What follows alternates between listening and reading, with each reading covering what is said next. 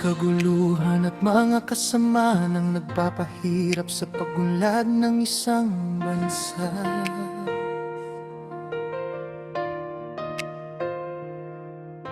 Kabi-kabila ang mga patutsada at patama sa bawat isa na humahantong sa kawalan ng pagkakaisa. Ang unawa ng mga namamahala sa bansa ay binabago at iba sa isinasaad sa batas sa lupa.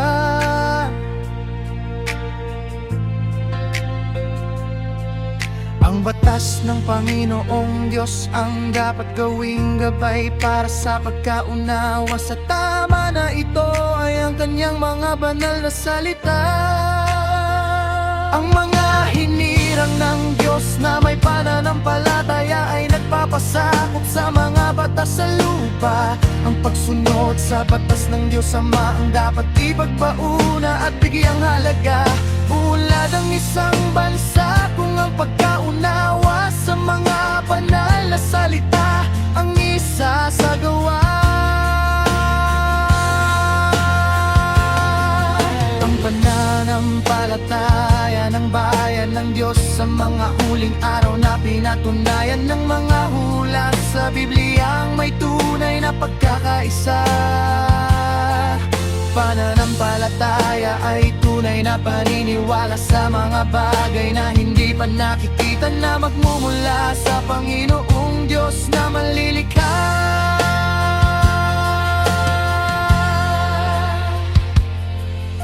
Pag-asa sa mga biyaya nang walang pag-aalinlangan na ibibigay ng Diyos na pinakadakila.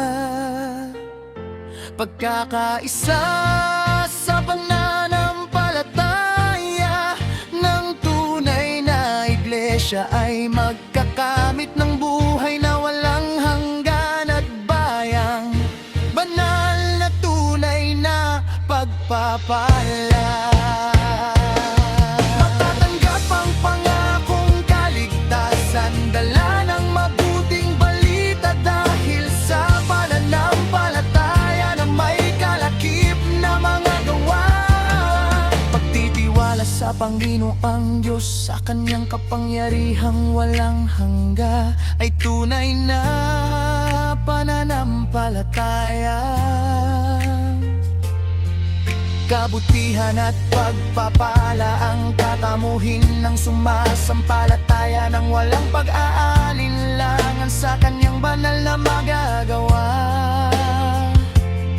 Kapakinabangan ng kaluluwa ang magagawa ng pananampalataya sa mga banal na salita. Pagpapasakop at pakikiisa sa pamamahala sa iglesia ay bahagi ng tunay na pananampalataya. Pagpapahalaga sa pagsamba sa Diyos Ama na nagbibigay ng tunay na lakas ng pananampalataya. Pagsunod sa kanyang mga banal na salita ay nagpapakita ng tunay na pananampalataya. Pagtitiwala ng walang alinlangan sa banal na magagawa ng Panginoong Diyos ay kahayagan ng lubos na pananampalataya.